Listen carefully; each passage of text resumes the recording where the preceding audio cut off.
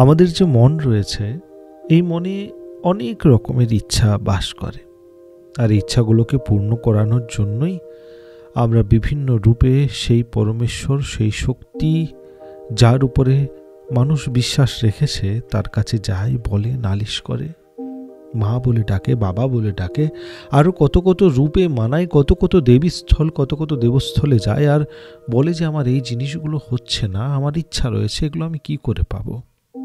আমি প্রার্থনা করছি, আমাকে দিয়ে দাও। আমি তোমার কাছে নতমস্তক হচ্ছি, তুমি আমাকে দিয়ে দাও।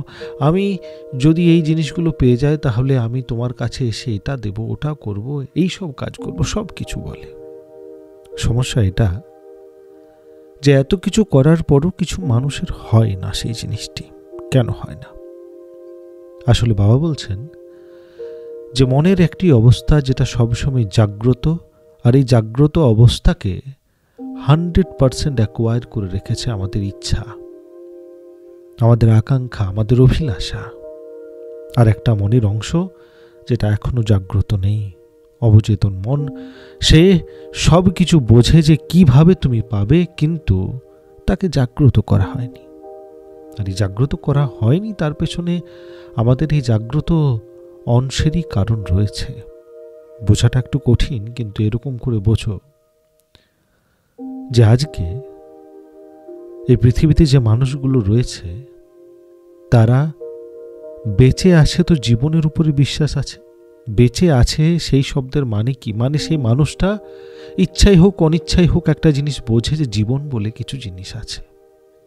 ঠিক সেই রকমই আমাদের মনে যে ইচ্ছাগুলো রয়েছে, সেগুলো যখন বলে যে এটা পেলে সুখ পাবো, এটা নিলে সুখ পাবো, এটা যদি আমার সাথে না ঘটে তাহলে আমি লাকি, তো ওই সব জিনিসগুলোকে সে মানছে। সে মানছে যে আমার একটা ফোন, একটা মোবাইল, একটা টিভি, একটা বাড়ি হতে গেলে আমার জীবনে সুখ আসবে। আর এই ভাবনাটাকে সে জাগ্রত রূপে দেখছে, কিন্তু অবচেতন মনকে এটা জানাচ্ছে না যে এই সব জিনিসকে পাওয়াতেই কি সুখ পাওয়া যাবে, না এগুলো পাওয়ার পর আমি আরও বিভিন্ন জিনিসের পেছনে লেগে পড়ব।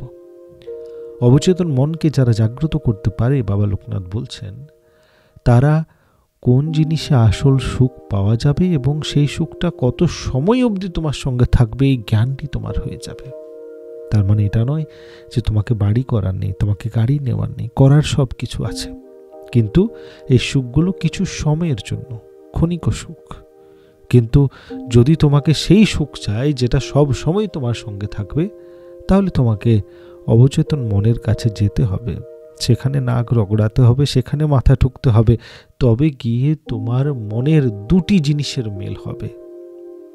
আর এই দুটি জিনিসের মেল যখন হয়ে যাবে, তোমার জাগ্রত ভাব আর তোমার যেটা সুপ্ত ভাব রয়েছে, দুটোর মধ্যে যখন মেল হয়ে যাবে, তখন তুমি জীবনে সেই জিনিসগুলোকেও পাবে যেগুলোর ইচ্ছা অভিলাষা তুমি করেছো, কিন্তু সেগুলো পাওয়ার পর তোমার মনের মধ্যে অহংকার আসবে না।